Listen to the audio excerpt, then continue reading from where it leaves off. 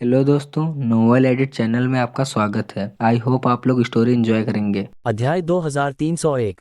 सिड मुस्कुराया और सीधा होकर बैठ गया। उसके मुंह से फिर से भारी मात्रा में खून निकला। डिवाइन पावर अभी भी उसके शरीर को नुकसान पहुंचा रही थी। अगर ब्लू की डिवाइन पावर को खत्म करने का कोई रास्ता नहीं मिला तो उसका सेंट्स बॉडी खुद को और ज्यादा देर तक सहारा नहीं दे पाएगा। तब तक टीएसए का वह प्रमुख जो कई सालों से स्टार किंगडम पर राज कर रहा था चला जाएगा।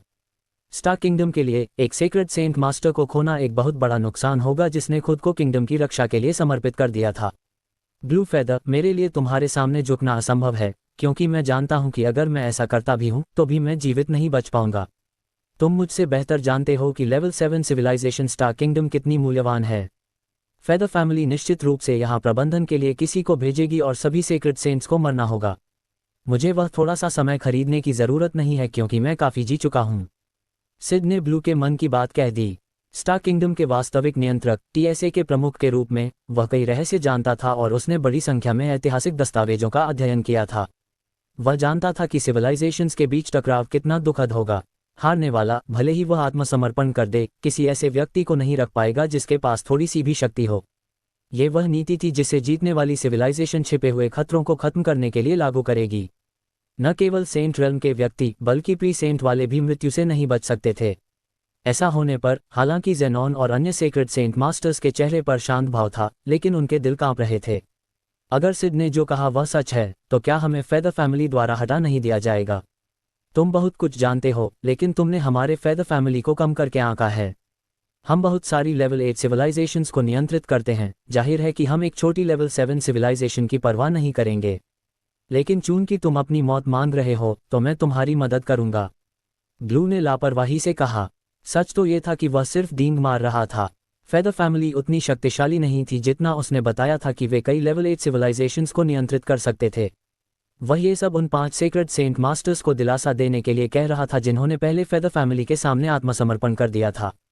अगर वे सभी सिड की तरह डटकर विरोध करते हैं तो मैं स्टार किंगडम के रहस्यों को समझने के लिए किसके पास जाऊंगा? मुझे उनका मास्टर साहिल कहाँ मिलेगा? अन्य सेंट रेल्म की आबादी भी किंगडम के रहस्यों को नहीं समझती थी। उदाहरण के लिए ट्रू सेंट रैंक का साहर। यही कारण था कि उसे फिलहाल उन्हें अपने पास रखना पड़ा। बस इसे करो। जब से एजल मरा और मास्टर साहिल ने कहा कि वह उसे सिग्नल भेजने से नहीं रोक सका, मैंने इस दिन की उम्मीद की थी, बस इतनी जल्दी नहीं। यह अफसोस की बात है कि समय सीमा बहुत कम है, अन्यथा तुम्हारी फैमिली आसानी से इस जगह पर कब्जा नहीं कर पाती। मुझे लगता है कि भगवान चाहते हैं कि स्टार किंगडम इस दुनिया से गायब हो जाए। सिड ने आह भरी। स्टार किंगडम के लिए ऊपर उठने का यह एक शानदार मौका होता, क्योंकि साहिल जैसा प्रतिभाशाली व्यक्ति मौजूद था। हालांकि यह अफसोस की बात थी कि भगवान ने उन्हें समय नहीं दिया।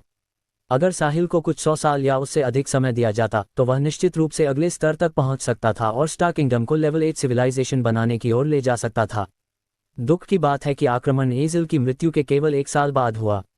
साहिल इतने कम समय में कभी भी डिवाइन रेल्म को पार नहीं कर सका। अभी एकमात्र उम्मीद ये थी कि साहिल भाग सके और स्टार किंगडम के लिए आखिरी उम्मीद बने। यदि नहीं तो स्टार किंगडम हमेशा के लिए फेदर फैमिली का गुलाम बन जाएगा और उसका शोषण किया जाएगा। सच कहूं तो मैं किसी को मारना नहीं चाहता था, लेकिन चूंकि तुम खुद यह मान रहे हो तो यह अब मेरी समस्या नहीं है। ब्लू बोलते हुए हमला करने ही वाला था। ये बुरा आदमी बहुत कुछ जानता है। इसे जीवित रखना अच्छा विचार नहीं है क्योंकि यह बाकी लोगों को विरोध करने के लिए राजी कर सकता है।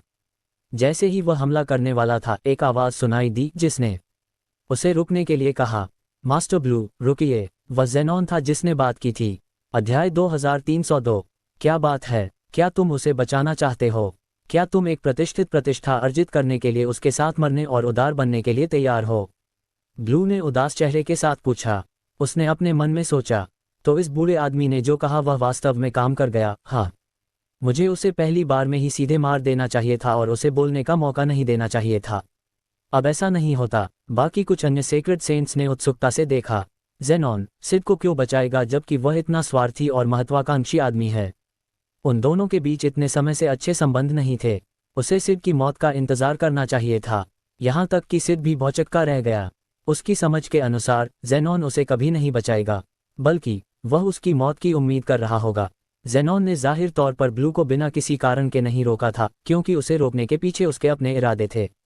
ब्लू के चेहरे के बिगड़ते भाव को देखकर उसने जल्दी से समझाया, मास्टर ब्लू, यह एक गलतफहमी है। मेरा वह मतलब नहीं था, लेकिन सिड अभी मर नहीं सकता। मुझे एक कारण दो, अगर मैं इससे संतुष्ट नहीं हुआ तो तुम उसके साथ नरक में जा सकते हो। मास्टर ब्लू, केवल सिड ही अब साहिल खुराना का वास्तविक स्थान जानता है। यदि आप उसे मार देते हैं तो साहिल को ट्रैक करना मुश्किल होगा। वह एक पार्शियल डिवाइन रेल्म व्यक्ति है और वह युवा है, इसलिए उसके लिए वास्तविक डिवाइन रेल्म में आगे बढ़ना संभव हो सकता है। यदि वह भाग जाता है तो वह भविष्य में एक समस्या होगा।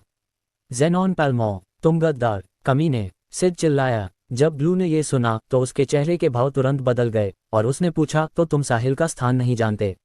मास्टर, हम साहिल के करीब नहीं हैं। वह लगभग हर चीज के लिए सिड के पास जाता है और हम में से बाकी लोगों की कभी परवाह नहीं करता।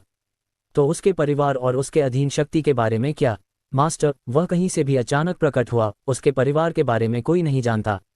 उसके आने से पहले हम 6 सेक्रेड सेंट्स ही स्टार किंगडम के शक्तिशाली लोग थे। तो मुझे लगता है कि हमारे फेदर फैमिली का वंशज एजल उसके हाथों मारा गया। वाकई, साहिल के पास न केवल एक पार्शियल डिवाइन रेल्म की शक्ति है, बल्कि उसके पास एक और गुप्त मंत्र भी है जो उसी स्तर के 3 क्लोन बुला सकता है।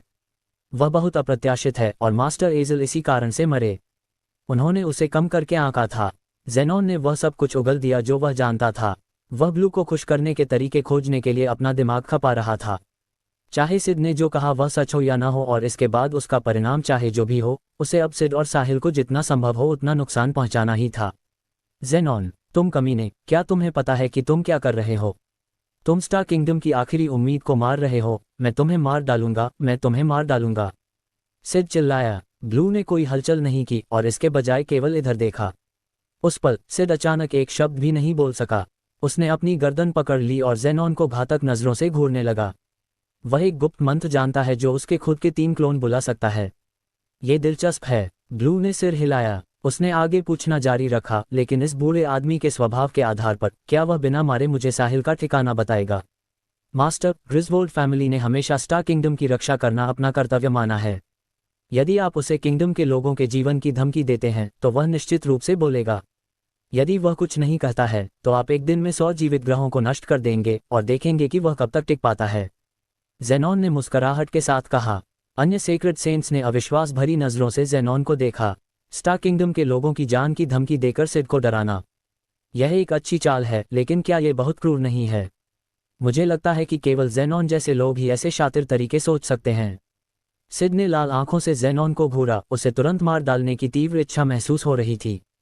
फिर भी ज़ेनॉन ने परवाह नहीं की।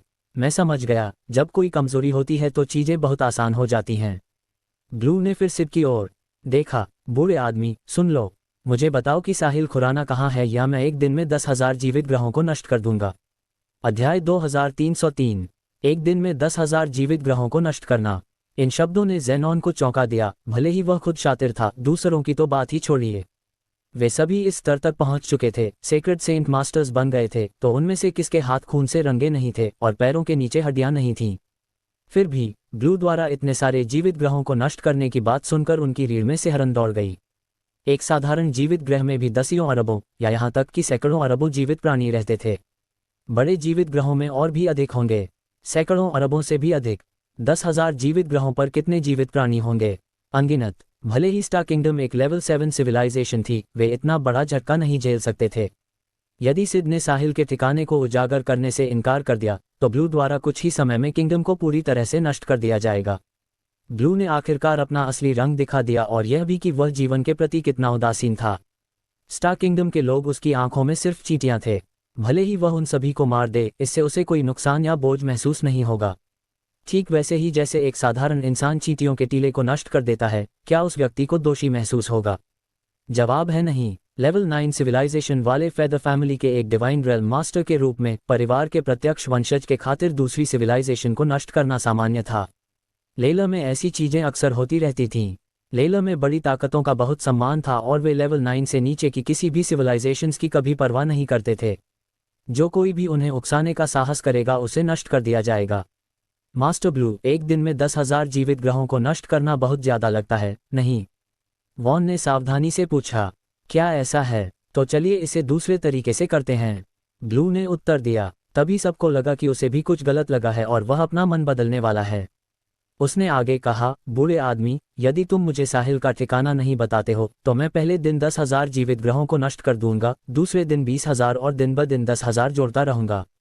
यदि तुम चुप रहना जारी रखते हो तो मैं तब तक नष्ट करना जारी रखूंगा जब तक कि स्टार किंगडम पूरी तरह से गायब न हो जाए। तुम क्या कहते हो? फिर उसने सिड की ओर उपहासपूर्वक देखा। जहां तक बाकी लोगों की बात थी, ब्लू ने कभी उनकी परवाह नहीं की, वह उन्हें कभी भी मार सकता था। Master blue. जैसे ही वॉन ने उसका नाम पुकारा, थूक, धमाका, उसके मुंह से ढेर सारा खून निकला। उसका शरीर प्रहार के कारण उड़ गया, बिल्कुल वैसा ही जैसा सिड के साथ हुआ था। जो हुआ उसे देखकर बाकी किसी ने भी एक शब्द बोलने की हिम्मत नहीं की, इस डर से कि वे अगला निशाना बन सकते हैं। क्या मैंने तुम्हें बोलने की अनुमति दी? चूंकि तुमने मेरे फेदर फैमिली के सामने आत्मसमर्पण कर दिया है, इसलिए तुम एक गुलाम की तरह व्यवहार करोगे और जब मालिक बोलेगा तो चुप रहोगे। क्या तुम्हें सच में लगता है कि मुझे गुस्सा नहीं आता?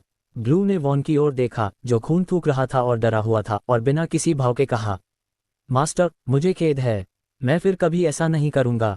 वॉन अपनी कांपती हुई आवाज के साथ उसे उत्तर देते हुए संघर्ष कर रहा था। वह केवल एक मिड सीक्रेट सेंट था और सिड से एक रैंक दूर था। यहां तक कि सिड भी एक लेट सीक्रेट सेंट के रूप में प्रहार नहीं झेल सका, उसकी तो बात ही छोड़िए। अब तुम्हें खेद है, बहुत देर हो चुकी है। अपने अगले जीवन में एक आज्ञाकारी कुत्ता बनना याद रखना और अपने मालिक के खिलाफ जाना बंद कर देना। अध्याय 2304। उसके बाद वॉन दर्द से रोने लगा। अगली चीज थी बूम। उसका पूरा वजूद एक आवाज के साथ राख में बदल गया और गायब हो गया। न केवल उसका शरीर गायब हुआ, बल्कि उसकी आत्मा भी लुप्त हो गई। जेनॉन और बाकी लोगों ने इस दृश्य को भयानक रूप से देखा और उनके शरीर ठंडे पड़ गए। क्या एक सीक्रेट सेंट मास्टर बस ऐसे ही मर गया? हालांकि कुछ सीक्रेट सेंट मास्टर्स एक दूसरे के प्रति बहुत दयालु नहीं थे, लेकिन वे सालों से साथी रहे थे। उनमें से एक की मौत अभी भी बाकी लोगों के लिए एक बड़ा झटका थी। वे आखिरकार समझ गए, भले ही वे सीक्रेट सेंट रैंक तक पहुंच गए हों, उनका जीवन अभी भी असुरक्षित था। ब्लू ने भीड़ को चौंकाने के इरादे से वॉन को मार डाला। साथ ही सिड को चेतावनी दी कि अगर वह चिढ़ गया तो वह वास्तव में लोगों को मार देगा। वह सीक्रेट सेंट्स को उतनी ही आसानी से ठिकाने लगा सकता था जितनी आसानी से चींटियों के झुंड को मारना। वॉन को खत्म करने के बाद ब्लू ने सिड की ओर ऐसे देखा जैसे कुछ हुआ ही न हो। सिड ग्रिजवोल्ड, TSA के प्रमुख, सही कहा ना? मैं तुम्हारे नाम से बता सकता हूं कि तुम वास्तव में स्टार किंगडम की रक्षा करना चाहते हो। इसलिए बस मुझे साहिल का ठिकाना बताओ, उसे हमारे परिवार के एक सदस्य को मारने की कीमत चुकानी चाहिए। तुम्हें कम से कम मुझे वह तो मिलने देना चाहिए जो मैं अपने परिवार के मुखिया के लिए चाहता हूं, है ना? अगर मैं प्रसन्न नहीं हुआ तो तुम्हें कीमत चुकानी होगी, सही? ब्लू ने बोलना खत्म किया। सिड को अचानक एहसास हुआ कि वह फिर से बात कर सकता है। उसने ब्लू की ओर हताश भाव से देखा। यह आदमी एक डिवाइन रेल्म मास्टर है, वह शुरू से ही बहुत शक्तिशाली है।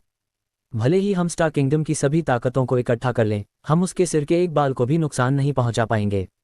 अब हम क्या करें? क्या मैं किंगडम को बचाने के लिए साहिल का बलिदान दूं या उसे बचाऊं और बाकी सबका बलिदान दूं? कौन गारंटी दे सकता है कि साहिल तक पहुंचने पर ब्लू स्टार किंगडम को जाने देगा? यदि मैं एक शब्द भी न कहने पर अड़ा रहा तो वह निश्चित रूप से वही करेगा जिसका उसने उल्लेख किया है। 10,000 जीवित ग्रहों को नष्ट करने से निश्चित रूप से साहिल सतर्क हो जाएगा, जो वर्तमान में इरिडेसेंट कॉन्टिनेंट पर साधना कर रहा है। यदि उसे बाहर निकलने के लिए मजबूर किया जाता है तो क्या नष्ट हुए जीवित प्राणियों का बलिदान बिना किसी कारण के नहीं होगा? सिड दुविधा में था, उसे समझ नहीं आ रहा था कि क्या चुने। बूढ़े आदमी, अनिर्णायक होना बंद करो। बस मुझे बताओ कि तुम इसे बताने जा रहे हो या नहीं। भले ही तुम चुप रहने पर अड़े रहो, मेरे पास वैसा ही करने के अलावा कोई विकल्प नहीं होगा जैसा मैंने बताया है। मैं तुम्हें 1 मिनट और दूंगा, उसके बाद मैं इस जगह को नष्ट करना शुरू कर दूंगा। ये तो बस एक शुरुआत है और यह पहला दिन है। 10,000 जीवित ग्रह मेरा इंतजार कर रहे हैं। ब्लू की आवाज शांत थी, लेकिन उसका जानलेवा आभा उसके आसपास के लोगों को मार रहा था। किसी को मारना शायद सड़क पर चींटी पर पैर रखने से आसान था। यहां तक कि साहर भी अभी अपने फैसले पर शक कर रहा था। क्या मैं वास्तव में ऐसे पाखंडी मालिक का अनुसरण करके अच्छे परिणाम पाऊंगा? यदि उसने किसी दिन उसे नाराज किया तो उसका अंत वॉन जैसा हो सकता है। हालांकि उनकी बातचीत सुनने के बाद साहर ने अपने फैसले की पुष्टि की। जिस साहिल का उन्होंने उल्लेख किया वह वही था जो नेक को मारने के लिए सिमंस कॉन्टिनेंट आया था और जिसका सिमंस फैमिली के साथ खराब संबंध था, है ना? वह अभी से ही पार्शल डिवाइन रेल्म में है। अगर वह बदला लेना चाहता है तो वह केवल ब्लू का ही अनुसरण कर सकता है। मुझे उसे अपनी आंखों से अपने सामने मरते हुए देखना होगा। समय बीत रहा था, 1 मिनट खत्म होने वाला था। ब्लू के चेहरे के भाव और भी बदसूरत होते गए। जैसे ही वह अपने नीचे की जमीन को नष्ट करने वाला था, सिड आखिरकार बोल पड़ा। अध्याय 2305। ब्लू, मैं इस बात की गारंटी नहीं दे सकता कि साहिल का ठिकाना जानने के बाद तुम स्टार किंगडम को जाने दोगे। तुम्हें मुझसे वादा करना होगा कि तुम हमें जीने दोगे। यदि नहीं, तो मैं तुम्हें नहीं बताऊंगा। साहिल की प्रतिभा को देखते हुए वह पर्याप्त समय के साथ निश्चित रूप से एक डिवाइन रेल्म मास्टर बन जाएगा और तब तुम फेदर फैमिली को सिरदर्द होगा। ऐसा कहते हुए सिड ने अपने मन ही मन चुपके से आह भरी। वह अपने भविष्य की रक्षा के लिए केवल साहिल के साथ गलत कर सकता था, अन्यथा स्टार किंगडम के अनगिनत जीवित प्राणी ब्लू के हाथों मर जाएंगे। टीएसए के प्रमुख के रूप में सिड ऐसी चीजों को कभी होने नहीं देगा। यदि ये केवल उसके अपने जीवन की बात होती तो वह इसे बिल्कुल नहीं बताता। फिर भी ब्लू उसे धमकाने के लिए स्टार किंगडम के अनगिनत जीवित प्राणियों का उपयोग कर रहा था। वह बस हाथ पर हाथ धरे नहीं बैठ सकता था। क्या तुम मुझसे शर्तें तय कर रहे हो और मेरे परिवार को धमकी दे रहे हो? हाँ, बूढ़े आदमी, तुम गंभीर नहीं हो सकते, है ना? तो क्या हुआ अगर वह डिवाइन रेल्म में प्रवेश कर जाए? एक प्रीडेटी हमारे फेदर फैमिली के लिए कुछ भी नहीं है। तुम कितने दयनीय हो। ब्लू बात करते हुए हंसा। फेदर फैमिली कई सालों से लेलर में थी। हालांकि उनकी ताकत असाधारण रूप से बड़ी नहीं थी, लेकिन वे कमजोर भी नहीं थे। एक प्रीडेटी वास्तव में उनके लिए खतरा पैदा नहीं करेगा। वे उस व्यक्ति को आसानी से खत्म कर सकते थे, बशर्ते वे उस तक पहुंचने में कामयाब हो जाएं। साहिल वास्तव में प्रतिभाशाली है, ये हर कोई जानता है। वह निश्चित रूप से मूर्ख नहीं है और वह सीधे फेदर फैमिली का सामना नहीं करेगा, लेकिन वह एक जहरीले सांप की तरह अंधेरे में छिप सकता है और आप सभी पर अपनी नज़र रख सकता है। खांसी। जब सिड ने ये कहा तो वह हिंसक रूप से खांसने लगा और फिर जारी रखा, फेदर फैमिली बहुत बड़ी है और आप अक्सर बाहर जाएंगे। एक अकेले आदमी द्वारा निगरानी किए जाने पर भले ही वह आपदा का कारण न बन सके, वह आपके लिए चीजें आसान नहीं करेगा। तब तक इसे अच्छी तरह से न संभालने के लिए यह आपकी गलती और जिम्मेदारी होगी, क्योंकि वह आपके द्वारा छोड़ा गया एक छिपा हुआ खतरा होगा। उसके बाद सिड ने अपनी सांस लेने की कोशिश की। वह अपने शरीर में अत्यधिक हिंसा को सहन कर रहा था। डिवाइन पावर अभी भी उसके शरीर को नुकसान पहुंचा रही थी। ब्लू चुप रहा। उसने सिड की ओर देखा और जो उसने पहले कहा था उसके बारे में सोचा। वास्तव में सिड पूरी तरह से गलत नहीं था। फेदर फैमिली निश्चित रूप से साहिल से नहीं डरती थी, भले ही वह डिवाइन रेल्म में आगे बढ़ने में कामयाब हो जाए। हालांकि अगर साहिल भाग गया तो उसके लिए स्पष्टीकरण देना भी मुश्किल होगा और वह संभावित रूप से एक मुसीबत बन सकता था। वैसे भी उसके पास खोने के लिए कुछ नहीं था। उसकी मातृभूमि नष्ट हो गई थी और वह निश्चित रूप से फेदर फैमिली के खिलाफ बदला लेगा। यदि वह छिप गया और गुप्त रूप से परिवार के उन प्रत्यक्ष वंशजों पर हमला किया जो साधना करने के लिए बाहर गए थे, तो इससे निपटना वास्तव में कठिन होगा। यह उसकी भी गलती होगी, इसलिए वह साहिल को जाने नहीं दे सकता था। बहुत अच्छे, बूढ़े आदमी, तुमने मुझे मना लिया। मैं तुमसे वादा करता हूं कि जब तक तुम मुझे साहिल का ठिकाना बताओगे और उसे खोजने में मेरी मदद करोगे, मैं स्टार किंगडम को अब और नहीं छूऊंगा। ब्लू ने लापरवाही से उत्तर दिया। हालांकि उसके शब्दों की विश्वसनीयता के बारे में कोई नहीं जानता था। सिड ने बहुत ज्यादा मांग करने की हिम्मत नहीं की।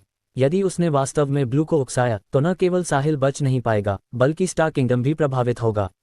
मुझे उम्मीद है कि वह अपनी बात पर कायम रहेगा। आखिरकार वह एक डिवाइन रेल्म मास्टर था, उसे झूठा नहीं होना चाहिए। ब्लू, स्टार किंगडम एक मजबूत सिविलाइजेशन नहीं है और हम कुछ भी नहीं मांग सकते, लेकिन एक डिवाइन रेल्म मास्टर के रूप में मुझे उम्मीद है कि तुम अपना वादा निभाओगे। बिल्कुल, मैं ब्लू फेदर हर समय अपने वादे निभाता हूँ। मैं वैसा ही करूँगा जैसा मैंने कहा है। ठीक है, यदि ऐसी बात है तो कृपया अपनी डिवाइन पावर वापस ले लें। मैं आपको साहिल के पास ले जाऊंगा। वह शायद अब साधना कर रहा होगा, डिवाइन रेल्म में प्रवेश करने की उम्मीद कर रहा होगा।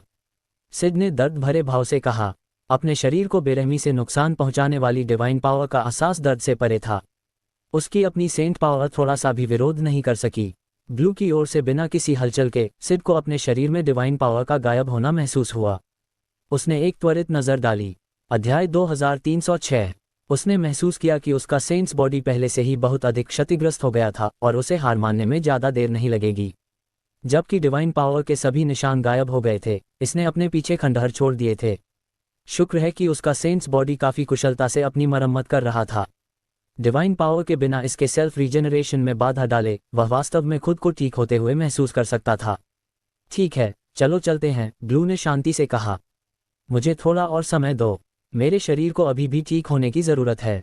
तुम्हारी डिवाइन पावर ने इसके साथ जो किया है उसके बाद मैं इस स्थिति में कहीं नहीं जा पाऊंगा, सिड ने एक टेढ़ी मुस्कान के साथ बीच में कहा। ब्लू ने भौहें सिकुड़ी। वह जानता था कि सिड सच कह रहा था। वह जानता था कि उसकी डिवाइन पावर एकमात्र सेंट्स बॉडी के लिए बहुत विनाशकारी थी। हालांकि इंतजार करने पर सवाल उठता था कि कब तक। हताश होकर ब्लू के पास फेदर फैमिली के जन्मजात कौशल का उपयोग करने के अलावा कोई विकल्प नहीं था। उसने अपना दाहिना हाथ बढ़ाया जहां एक नीली चमक बनने लगी। अपने हाथ के एक झटके के साथ नीली चमकती हुई गेंद हवा में उड़ गई और सिड को ढंक लिया। नीली चमक से ढके हुए सिड को अपना शरीर गर्म महसूस हुआ, जैसे कि वह आरामदायक सूरज की रोशनी में स्नान कर रहा हो। कुछ मिनट बाद नीली चमक गायब हो गई और सिड का क्षतिग्रस्त शरीर लगभग पूरी तरह से ठीक हो गया था। वह आंतरिक रूप से प्रशंसा किए बिना नहीं रह सका कि लेवल 9 सिविलाइजेशन के रूप में फेदर्स कितने शक्तिशाली थे। अकेले ये गुप्त तकनीक स्टार किंगडम के लोगों की कल्पना से परे थी। यदि स्टार किंगडम के लोग घायल हो जाते तो उन्हें आमतौर पर अपने आप ठीक होने के लिए छोड़ दिया जाता था। केवल तभी जब उनके सेंट्स बॉडी को गंभीर चोटें आती थीं, उन्हें उपचार के लिए treasures of heaven and earth का उपयोग करने की अनुमति दी जाती थी। फिर भी treasures of heaven and earth के साथ भी वे कभी भी नीली चमक जितनी जल्दी ठीक नहीं होते थे। लड़ाई में नीली चमक का त्वरित और कुशल उपचार एक आदमी को जानलेवा चोटों से वापस ला सकता था। चलो चलते हैं, ब्लू ने फिर कहा। बिना किसी अन्य विकल्प के सिड अपने पैरों पर खड़ा हो गया। वह उनकी वापसी में देरी करना चाहता था, लेकिन ब्लू उसे ऐसा करने का अवसर नहीं दे रहा था। अब पीछे हटने का कोई रास्ता नहीं था, लेकिन वह जानता था कि अपनी वापसी में देरी करने के लिए कोई दूसरा बहाना ढूंढना केवल ब्लू को क्रोधित करेगा और इससे किसी का भला नहीं होगा। आंतरिक रूप से सिड ने खुद से कहा, मुझे खेद है साहिल। इसके लिए मुझे दोष मत देना, मैं ये केवल स्टार किंगडम के हर जीव के खातिर कर रहा हूँ। भले ही मैं तुम्हारे स्थान का खुलासा न करूं, ऐसा कोई रास्ता नहीं है कि तुम एक डेटी से भाग सको। वे सातों अंतरिक्ष को चीरते हुए इरिडेसेंट कॉन्टिनेंट की ओर भागे। जिस गति से वे यात्रा कर रहे थे उसे ध्यान में रखते हुए उन्हें इरिडेसेंट सेक्ट पहुंचने में ज़्यादा समय नहीं लगेगा। कोई नहीं जानता था कि नोवा उन लोगों के प्रति कैसी प्रतिक्रिया देगी जो पहले से ही सफलताओं को हासिल कर चुके थे और एक उच्च क्षेत्र में पहुंच चुके थे। साहिल अभी भी एकांतवास में था। जब से इरिडेसेंट सेक्ट के 4 प्रतिष्ठित बुजुर्गों की मृत्यु हुई थी, तब से सेक्ट में अब सेंट्स नहीं थे। इरिडेसेंट सेक्ट संभवतः 6 सेंट्स और एक डेटी से बनी टीम से नहीं लड़ सकता था। यहाँ तक कि सबसे कमजोर ट्रू सेंट साहर भी पल भर में नोवा पर हावी हो सकता था। 5 सेक्रेड सेंट्स और एक प्री डेटी की तो बात ही छोड़िए। बेशक सिड कभी भी इरिडेसेंट सेक्ट के खिलाफ लड़ने में ब्लू की मदद नहीं करेगा, न ही उसके जैसा एकमात्र लेट सेक्रेड सेंट कोई बड़ा फर्क पैदा कर सकता था। अगर वह कर पाता तो आज का दिन बहुत अलग होता। अध्याय 2307 iridescent sect, iridescent continent, star kingdom. नोवा सेक्ट के विविध कार्यों को निपटाने में व्यस्त थी कि अचानक इरिडेसेंट सेक्ट के ऊपर के स्थान में एक दरार दिखाई दी। फिर 7 आकृतियां, ब्लू और अन्य जो सेंट्रल सेक्रेड कॉन्टिनेंट से भागते हुए आ रहे थे, दरार से उभरे। सिड, क्या तुम्हें यकीन है कि यही वह जगह है? ब्लू ने नीचे इमारतों के समूह को देखते हुए पूछा। मिस्टर, साहिल ने मुझे बताया था कि वह इरिडेसेंट सेक्ट में एकांतवास में होंगे और जब भी मुझे ज़रूरत हो मैं उन्हें ढूंढ सकता हूं, लेकिन मुझे कभी यह पुष्टि करने की ज़रूरत नहीं पड़ी कि वह वास्तव में यहाँ थे, सिड ने ईमानदारी से जवाब दिया। मैं अब इसे स्पष्ट कर दूंगा सिड, अगर साहिल यहाँ है तो मैं तुम्हें छोड़ दूंगा। अगर वह नहीं है तो इसके बाद आने वाली क्रूरता के लिए मुझे दोषी नहीं ठहराया जाएगा। तुम जानोगे कि मौत की भीख मांगना कैसा लगता है और मैं तुम्हारी आंखों के सामने स्टार किंगडम को नष्ट कर दूंगा। तुम देखोगे कि यह मातृभूमि जिसे बचाने के लिए तुमने इतनी मेहनत की है, इसके अनगिनत जीवन के साथ धूल में मिल जाएगी। ब्लू उपहास किया। सिड ने एक शब्द भी नहीं कहा, तब नहीं जब वह पुष्टि नहीं कर सका कि साहिल वास्तव में मौजूद था या नहीं। उसे कभी भी उस आदमी को खुद खोजने की जरूरत नहीं पड़ी थी। फिर भी परिस्थितियों के ऐसे होने के साथ सिड के पास इस बात पर भरोसा करने के अलावा कोई विकल्प नहीं था कि साहिल ने उससे सच कहा था, वरना स्टार किंगडम के अनगिनत जीवन को ब्लू के निर्दयी नरसंहार के आगे झुकना होगा। एक डेटी के क्रोध का कोई सामना नहीं कर सकता था और स्टार किंगडम केवल खंडहर में बदल जाएगा। ब्लू और अन्य लोगों ने इरिडेसेंट सेक्ट के हवाई क्षेत्र में अपने आगमन को छिपाने की कोशिश नहीं की, इसलिए इरिडेसेंट सेक्ट के डिफेंस अरे ने उन्हें पकड़ने में कोई समय नहीं लिया। नोवा ने तुरंत अपना काम छोड़ दिया और सेक्ट के सभी वरिष्ठों को सूचित किया। जल्द ही कई सेक्ट शिष्य और वरिष्ठ पहुंचे और ब्लू और अन्य लोगों को घेर लिया। ब्लू ने उन्हें नज़रअंदाज किया और अपनी माइंड पावर का उपयोग करके साहिल की खोज शुरू की। एक पार्शल डेटी के पास उससे छिपने का कोई मौका नहीं था। ये देखते हुए कि उनके मालिक ने कुछ नहीं कहा, बाकी सभी भी चुप रहे। वॉन की मृत्यु उन लोगों के लिए एक अच्छा उदाहरण थी जो सीमा से बाहर बोले थे। टीएसए के प्रमुख के रूप में सिड स्टार किंगडम में एक प्रभावशाली व्यक्ति था। किंगडम की रक्षा के उनके प्रयासों ने किंगडम के लोगों से बहुत सम्मान प्राप्त किया था और यहाँ तक कि इरिडेसेंट सेक्ट के साधारण शिष्य भी उन्हें आसानी से पहचान लेते थे। ये देखकर कि सिड घुसपैठियों के समूह का हिस्सा था, हर कोई निश्चिंत हो गया क्योंकि उन्हें इस आदमी पर अत्यधिक भरोसा था।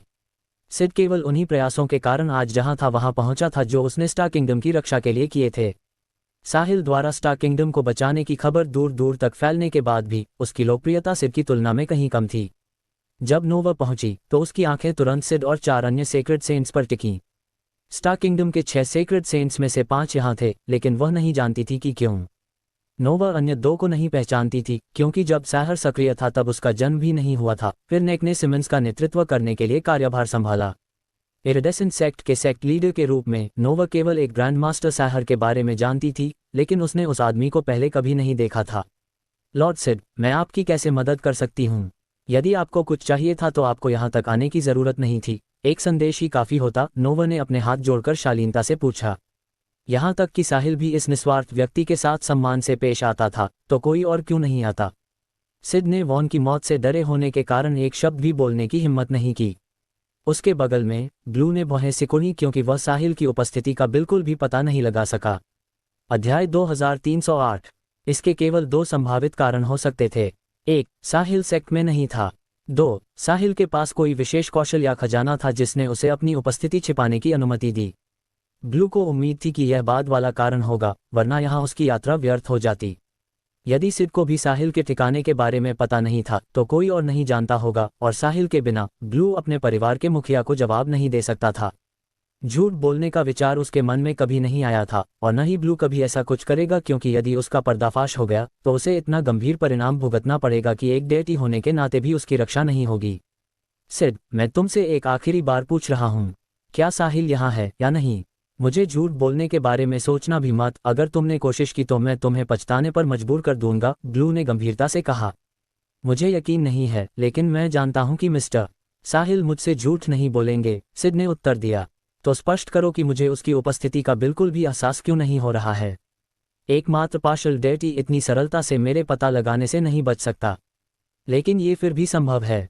मेरा मानना है कि आप बहुत जल्द समझ जाएंगे कि उसे क्या खास बनाता है।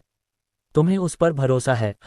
तुम संभवतः ये नहीं सोच सकते कि वह तुम लोगों की रक्षा कर सकता है। क्या तुम सोच सकते हो? ब्रह्मांड इतना बड़ा है कि लेवल 9 सिविलाइजेशन भी सब कुछ नहीं जान सकती जो इसके भीतर होता है। हम चमत्कारों के लिए अजनबी नहीं हैं, ये किस्मत की लड़ाई है। क्या तुम अच्छे मूड में नहीं हो सिड? लेकिन इस उम्र में भी इतने भोले होना, क्या तुम्हारा दिमाग खराब हो गया है? भले ही एक पार्शल डेटी को ईश्वरीय अवसर का सामना करने का सौभाग्य मिला हो, लेकिन वह मेरे सामने कुछ भी नहीं है। अधिक से अधिक वह एक मामूली बाधा है। या क्या तुम सच में मानते हो कि वह भगवान को चुनौती दे सकता है? उनके आसपास के शिष्यों और नोवा को यह बातचीत सुनकर बुरा एहसास हुआ, क्योंकि ऐसा लग रहा था कि लॉर्ड सिड इस मध्यम आयु वर्ग के आदमी से डर रहे थे। वह कौन था और उसकी हिम्मत कैसे हुई लॉर्ड सिड से इस तरह बात करने की? और उनकी बातचीत से ऐसा लग रहा है कि वे साहिल को ढूंढ रहे हैं, लेकिन उसने मिस्टर साहिल को पूरी तरह से कम आंका है। भ्रम से भरी हुई नोवा पूछने से खुद को रोक नहीं सकी, लॉर्ड सिड। तभी उस आदमी की नज़र उस पर पड़ी और उसने अपना सिर हिलाया। जैसे ही उसने उसे पुकारा, उसे चुप रहने का इशारा किया। नोवा ने तुरंत अपना मुंह बंद कर लिया और बोलना बंद कर दिया। वह एक बुद्धिमान महिला थी और जानती थी कि सिड ने उसे किसी कारण से बोलने से रोका होगा। अभी की बातचीत से उसने जो समझा और जिस तरह से अन्य सेक्रेड सेंट्स डरे हुए लग रहे थे लेकिन इस मध्यम आयु वर्ग के व्यक्ति को अपने मालिक के रूप में मान रहे थे, उसके साथ मिलकर नोवा समझ गई कि यह आदमी वह नहीं था जिसे वह नाराज करना बर्दाश्त कर सकती थी। तुम यहाँ की मालिक हो?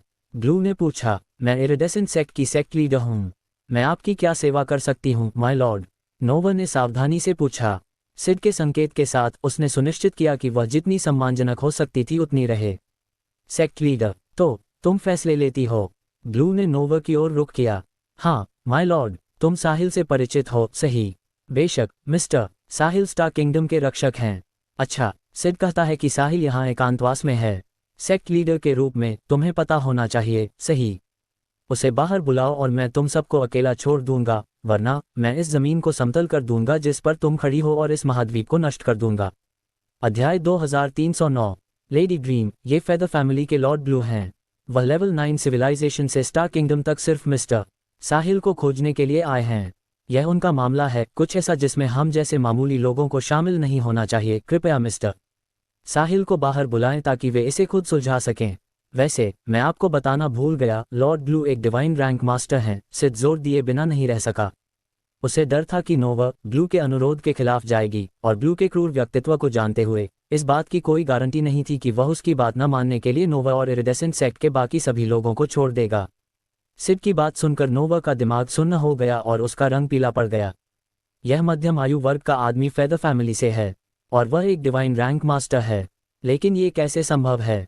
साहिल ने उसे बताया था कि फेदर फैमिली को स्टार किंगडम पहुंचने में अभी 300 साल और लगेंगे, फिर भी तब से केवल 1 साल ही बीता था। अब मैं क्या करूं? नोवा घबरा गई थी। फेदर फैमिली ने एक डिवाइन रैंक मास्टर को भेजा था जब साहिल सिर्फ एक पार्शियल डेटी था। उसके पास ये लड़ाई जीतने का कोई मौका नहीं था। नहीं, मैं उसे बाहर नहीं बुला सकती, वह नहीं जीतेगा। हालांकि यदि साहिल ने खुद को नहीं दिखाया तो ब्लू ने इरिडेसेंट कॉन्टिनेंट को नष्ट करने की शपथ भी ली थी। तब तक साहिल को एकांतवास से बाहर निकलने के लिए मजबूर होना पड़ेगा। अब मैं क्या करूं? नोवा ने अपने मन में साहिल को कोसना शुरू कर दिया। उसने उसे बहुत पहले ही एकांतवास में जाने और डिवाइन रैंक में प्रवेश करने के लिए साधना शुरू करने के लिए कहा था, लेकिन छोटे ने सुनने से इनकार कर दिया था। समय समय पर वह अपनी प्रेमिका से मिलने के लिए भी निकल जाता था। अब उनका दुश्मन उनके दरवाजे पर आ गया था और नोवा केवल यही कर सकती थी कि वह सहमत होने का नाटक करे और साहिल को बुला लाए। एक बार साहिल के आने के बाद वह उसे तुरंत भागने के लिए तैयार रहने के लिए कहेगी। केवल अचंभे के तत्व के साथ ही साहिल ब्लू जैसे डिवाइन रैंक मास्टर के हाथों से भागने में सक्षम होगा। जब तक साहिल जीवित था तब तक स्टार किंगडम के लिए उम्मीद रहेगी। हालांकि ऐसा करने का मतलब कई निर्दोषों की बलि देना भी था, लेकिन उनके पास यही एकमात्र विकल्प था। यदि साहिल मर गया तो स्टार किंगडम के लिए यह वास्तव में खत्म हो जाएगा। फेदर फैमिली एक लेवल 7 सिविलाइजेशन का त्याग कर देगी। तुरंत नोवा ने अपना फैसला किया। मैं समझ गई, तो यह फेदर फैमिली के लॉर्ड ब्लू हैं। मिस्टर साहिल वास्तव में हमारे सेक्ट में एकांतवास में हैं। कृपया कुछ समय प्रतीक्षा करें जब तक मैं मिस्टर साहिल को बाहर बुलाती हूँ। लॉर्ड ब्लू, यदि वह यहाँ है तो उसे तुरंत मुझसे मिलने के लिए बाहर लाओ, इससे पहले कि मैं खुद उसे बाहर निकलने के लिए मजबूर कर दूँ। मेरा समय कीमती है और मुझमें इंतजार करने का धैर्य नहीं है, ब्लू ने आग्रह किया। साहिल की उपस्थिति की पुष्टि के साथ ब्लू शांत हो गया। इससे कोई फर्क नहीं पड़ता था कि साहिल के पास क्या चालें थीं, क्योंकि ब्लू को विश्वास था कि वह उनसे निपटने में सक्षम होगा। संपूर्ण इरिडेसेंट कॉन्टिनेंट पहले से ही उसके नियंत्रण में था। अब ब्लू ने खुद को साहिल के बारे में उत्सुक पाया। वह जानना चाहता था कि यह पार्शियल डेटी उसकी माइंड पावर का पता लगाने से बचने में कैसे कामयाब रहा। बेशक लॉर्ड ब्लू, कृपया प्रतीक्षा करें, मैं अभी वापस आती हूँ। नोवा ने इरिडेसेंट कॉन्टिनेंट की ओर उड़ने से पहले कहा जहाँ साहिल एकांतवास में था। बाकी सब ने धैर्यपूर्वक प्रतीक्षा की। इरिडेसेंट सेक्ट के सदस्यों ने ब्लू को उत्सुकता से देखा। यह आदमी एक डेटी था जो उसे एक सेंट से अधिक शक्तिशाली बनाता था। वे जानते थे कि मिस्टर साहिल ने सेंट रेल्म को पार कर लिया था, लेकिन वे सोच रहे थे कि कौन अधिक शक्तिशाली है, ब्लू या मिस्टर साहिल। उनमें से कोई भी इस बात से वाकिफ नहीं था कि उनकी वर्तमान स्थिति कितनी खतरनाक थी। ब्लू ने अभी इरिडेसेंट कॉन्टिनेंट को नष्ट करने की धमकी दी थी और डेटी के रूप में अपनी शक्ति के साथ ब्लू आसानी से सभी जीवन को नष्ट कर सकता था अगर वह चाहता। नोवा वहां पहुंची जहां साहिल ने खुद को एकांतवास में रखा था और उतरी। अध्याय 2310। नमस्ते लेडी ड्रीम। जैसे ही नोवा को देखा, दरवाजे पर मौजूद 2 शिष्यों ने शालीनता से उसका अभिवादन किया। आराम से, मुझे साहिल से कुछ जरूरी बात करनी है, नोवा ने उनके जवाब का इंतजार किए बिना आंगन में चलते हुए बताया। उसने सीधे साहिल के कमरे की ओर रुख किया और दरवाजा धक्का देकर खोल दिया। समय की कमी थी और वह दस्तक देने और साहिल की स्वीकृति की प्रतीक्षा करने के मूड में नहीं थी। उसे जल्द से जल्द उस आदमी को देखना था। कमरे में प्रवेश करने और कुछ दरवाजों को पार करने के बाद नोवा आखिरकार उस बंद जगह पर पहुंची जहां साहिल एकांतवास में था। अंदर जाने के बाद नोवा की नज़र साहिल पर पड़ी जो बिना हिले डुले बैठा था। वह तुरंत चिल्ला उठी, मुझे विश्वास नहीं हो रहा है कि तुम अभी भी यहाँ एकांतवास में हो साहिल। फेदर फैमिली पहले ही अपने आदमियों को यहाँ भेज चुकी है और वह एक डिवाइन रैंक मास्टर है। इससे पहले कि बहुत देर हो जाए भाग जाओ साहिल। मैंने तुम्हें बहुत पहले ही एकांतवास में जाने और डिवाइन रैंक को भेजना शुरू करने के लिए कहा था, लेकिन नहीं, तुम्हें यहीं रहना था और अब बहुत देर हो चुकी है। उसकी चीख खामोशी से मिली क्योंकि साहिल अप्रभावित रहा।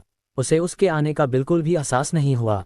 साहिल साहिल साहिल, नोवा ने अपनी आवाज़ उठाई और चिल्लाई, लेकिन कोई फायदा नहीं हुआ। उसे तुरंत एहसास हुआ कि कुछ गलत था। भले ही साहिल एकांतवास में था, फिर भी उसे सुनना चाहिए था। नोवा साहिल के पास पहुंची और ये देखने के लिए कि क्या वह अभी भी सांस ले रहा है, अपनी उंगली साहिल की नाक के नीचे रखी। जब उसे एहसास हुआ कि वह अभी भी जीवित है तो उसने राहत की सांस ली। तो वह अभी भी बेहोश क्यों था? साहिल साहिल साहिल, नोवा फिर से चिल्लाए, इस बार उसके शरीर को हिलाते हुए भी। फिर भी साहिल बाहरी दुनिया से अनभिज्ञ रहा। नोवा को कुछ समझ नहीं आ रहा था। वह केवल साहिल के शरीर के चारों ओर चक्कर लगा सकती थी और उसका नाम बार बार पुकारते हुए उसे धीरे से थपथपा सकती थी। ये पहली बार था जब नोवा किसी ऐसे व्यक्ति से मिली थी जो एकांतवास में इतना गहरा था कि एक चीख भी उसे वास्तविकता में वापस नहीं बुला सकती थी। आमतौर पर एकांतवास में रहने वाले लोगों के लिए शांति महत्वपूर्ण थी। कोई भी परेशान नहीं होना चाहता था और उनकी साधना बाधित हो गई थी। साहिल, इसके विपरीत, तब भी बेखबर लग रहा था जब नोवा उसके कान में चिल्लाए थी। नोवा नहीं जानती थी कि इस अजीब आदमी का क्या किया जाए।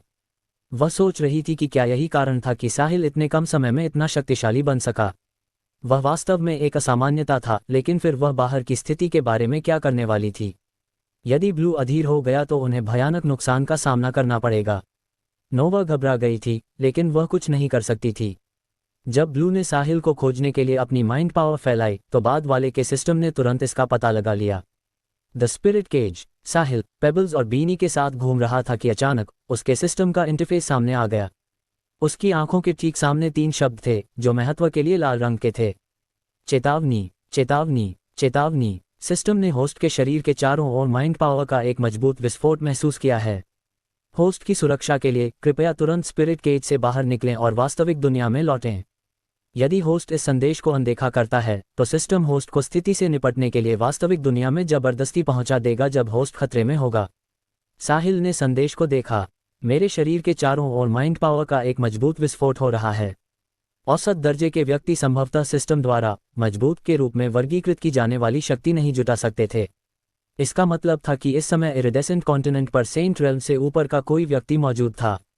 वह बुरा था। साहिल के पास ये सोचने का समय नहीं था कि यह व्यक्ति कौन है, क्योंकि उसने पेबल्स को जमीन पर रखा और एक छोटा संदेश देने के बाद चला गया। एम्स, बीनी, मैं पेबल्स को अब आपकी देखरेख में छोड़ रहा हूँ। कृपया मेरे लिए उसका ख्याल रखें।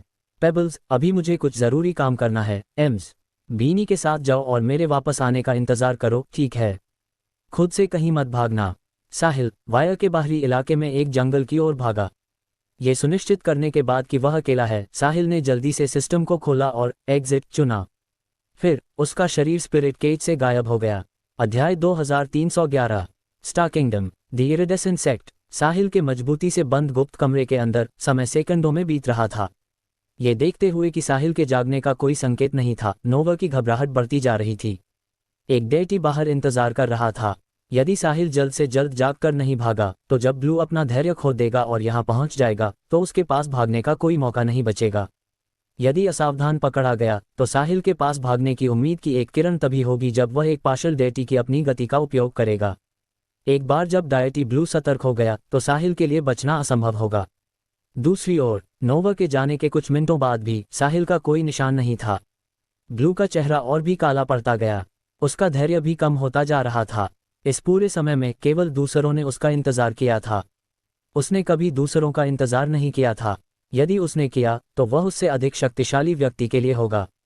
उदाहरण के लिए फेदर फैमिली के प्रमुख के लिए। क्या एक पार्शल डेटी इंतजार करने लायक था? जब नोवा गई तो ब्लू की मिंट पावर ने उसका पीछा किया। वह पहले से ही साहिल के एकांतवास का स्थान जानता था। क्या एक पार्शल डेटी को पकड़ना इतना कठिन है? वह खुद को क्या समझता है? मुझे आश्चर्य है कि वह कितना शक्तिशाली है और क्या वह अपने अहंकार के योग्य है। क्रोधपूर्वक बोलना समाप्त करने के बाद ब्लू बाहर निकला। फिर उसका शरीर उस आंगन के ऊपर दिखाई दिया जहां साहिल एकांतवास में था। स्थान उसके लिए कोई बाधा नहीं था। एक डेटी अंतरिक्ष की दूरी को नजरअंदाज कर सकता था, यहां तक कि हाई डिमेंशनल स्पेसेस में भी। अन्यथा वह स्टार किंगडम से इतनी दूर लेलो में केवल 1 वर्ष में कभी नहीं पहुंच सकता था। ये देखकर कि ब्लू गायब हो गया है, सिड और अन्य लोग जल्दी में वहां पहुंचे। इरिडेसेंट सेक्ट के वरिष्ठ और शिष्य केवल टीम के पीछे चल सकते थे। वे सबसे कमजोर थे और इसलिए सबसे धीमे भी थे। साहिल, बाहर आओ। तुमने मेरे परिवार में किसी को मारा है, इसलिए तुम्हें इसकी कीमत चुकाने के लिए तैयार रहना चाहिए। एक अच्छे लड़के की तरह मेरे साथ वापस चलो और फेदर फैमिली के मुकदमे को स्वीकार करो। भागने के बारे में सोचना भी मत। तुम मेरे सामने ऐसा कभी नहीं कर सकते। मैं तुम्हें 10 सेकंड देता हूं। यदि तुम अभी भी बाहर नहीं आए तो मुझे दया न दिखाने के लिए दोष मत देना, ब्लू ने हवा में जोर से कहा। जब उसकी आवाज़ जमीन पर पहुंची तो उसने सीधे छोटे आंगन के बाहर इरिडेसेंट सेक्ट के 2 शिष्यों को सुन्न कर दिया। अपनी ताकत के साथ भी वे एक डेटी की आवाज़ का सामना नहीं कर सके। गुप्त कमरे में नोवा जमीन पर बैठ गई जब उसने सुना कि ब्लू ने क्या कहा। उसका चेहरा फिर से पीला पड़ गया। उसकी आंखें पथरा गई थीं और वह अपने आप से बुदबुदा रही थी। सब खत्म हो गया, सब खत्म हो गया, सब खत्म हो गया। जब ब्लू ने देखा कि उसके शब्दों का कोई प्रभाव नहीं पड़ा तो उसके मन में क्रोध उमड़ पड़ा। ठीक है, ठीक है, ठीक है, साहिल, तुम सिर्फ एक पार्शल डेटी हो, तो तुम्हारी हिम्मत कैसे हुई मुझे गंभीरता से न लेने की। वह कितना अधीर था, इस कारण ब्लू को हमला कर देना चाहिए था जब उसे पता चला कि साहिल कहाँ था। दूसरों का इंतजार करना उसकी शैली नहीं थी। उसने बल प्रयोग करने से पहले शांतिपूर्ण उपाय किए और तुरंत कार्रवाई नहीं की, क्योंकि उसने जेनॉन से सुना था कि साहिल युवा और महान था और वह पहले कभी स्टार किंगडम में नहीं दिखा था। जैसे ही साहिल दिखा, वह इतने अजेय तरीके से अवतरित हुआ। इसके अलावा उसके पास एक गुप्त तकनीक भी थी जिसे जेनॉन ने पहले कभी नहीं देखा था। साहिल 3 क्लोन बुला सकता था जिनकी ताकत मुख्य रूप के समान थी। यही वह चाल थी जिसने एजिल को अचानक मार डाला था। जेनॉन ने जो कहा था उसके बारे में सोचने के बाद ब्लू ने अनुमान लगाया कि साहिल की निश्चित रूप से किसी प्रकार की आकस्मिक मुलाकात या विरासत रही होगी। इतनी जल्दी सुधार करने की उसकी क्षमता का इस आकस्मिक मुलाकात से कुछ लेना देना होना चाहिए। अध्याय 2312। विशाल ब्रह्मांड में कई खंडहर और निषिद्ध स्थान थे, यहाँ तक कि उसके जैसा एक डेटी भी उनमें से कई स्थानों पर जाने की हिम्मत नहीं करता था। हालांकि वे खतरनाक थे, लेकिन उनमें समृद्ध पुरस्कार भी थे। कई लोग जो इन स्थानों में प्रवेश कर गए लेकिन बाल बाल बचने में सफल रहे, उन्होंने कई लाभ प्राप्त किए। साहिल शायद उन्हीं में से एक था। तो वह बहुत भाग्यशाली था। ब्लू को साहिल की गुप्त तकनीकों और उसके साहसिक कारनामों में बहुत दिलचस्पी थी। ये सबसे अच्छा होता यदि वह उन चीज़ों को अपने लिए ले पाता। यही कारण था कि उसने हमला करने में जल्दबाजी नहीं की। ब्लू के दृष्टिकोण से जब तक साहिल एक पार्शल डेटी था, वह बच नहीं पाएगा। इसलिए ब्लू के लिए उसे पहले देखना और यह पता लगाना ठीक होगा कि उसे क्या कहना है। यदि साहिल अपने रहस्य सौंप सकता है तो शायद ब्लू उसे कुछ कठिनाइयों से बचा सकता है और उसे तुरंत फेदर फैमिली में वापस ला सकता है ताकि वे उससे निपट सकें। यदि वह अनिच्छुक था तो वह विशेष साधनों का उपयोग करने के लिए ब्लू को दोष नहीं दे सकता था। हालांकि ब्लू इस बात से क्रोधित था कि साहिल उसे नजरअंदाज कर रहा था। हुनकार, तुम बदमाश, तुम दूसरों के अच्छे इरादों को पहचान भी नहीं सकते। चूंकि तुम अभी भी इतने जिद्दी हो तो मुझे दोष मत देना। ब्लू के बोलना समाप्त करने के बाद उससे एक ऐसी ऊर्जा निकली जो केवल डेटीज के पास होती है। बूम! पूरा इरिडेसेंट कॉन्टिनेंट कांप उठा जैसे कि वह इस विशाल बल को सहन नहीं कर सकता हो। लेलर जैसी लेवल 9 सिविलाइजेशन में भी एक डेटी कोई मामूली व्यक्ति नहीं बल्कि एक प्रमुख शक्ति था।